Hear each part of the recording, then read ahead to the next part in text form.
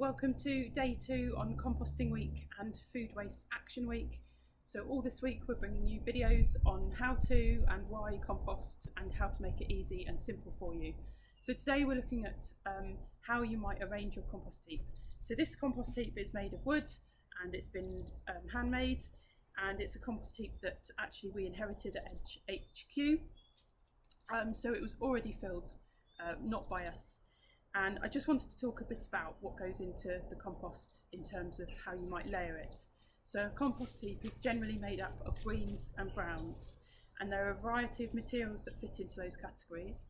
And the reason that you want both of those is that green materials are rich in nitrogen and brown materials are rich in carbon, and you want a healthy balance of both of those to create optimum biodegrading conditions for the creatures that live in a compost and do the biodegrading for us, or the composting for us. And so that's things like worms and microorganisms and bacteria.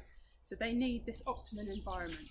So they need this sort of balance of 50-50 greens and browns, and that can be by eye. It doesn't have to be strictly layered. Of course you can do that, but generally by volume, by eye.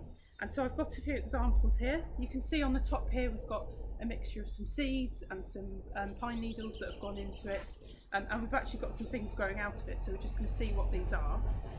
But in terms of browns then, so it could be any kind of dry leaf, so dry leaf matter or twigs, anything that is generally brown in colour, they are carbon rich.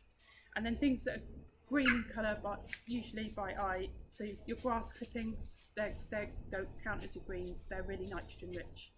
And any kind of plants or weeds that you might pull up from your garden beds, they count as greens, and so you want a healthy balance.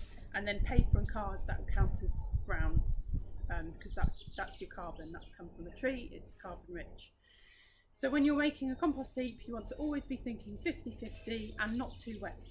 If the balance is wrong or it gets too wet, it will start to smell.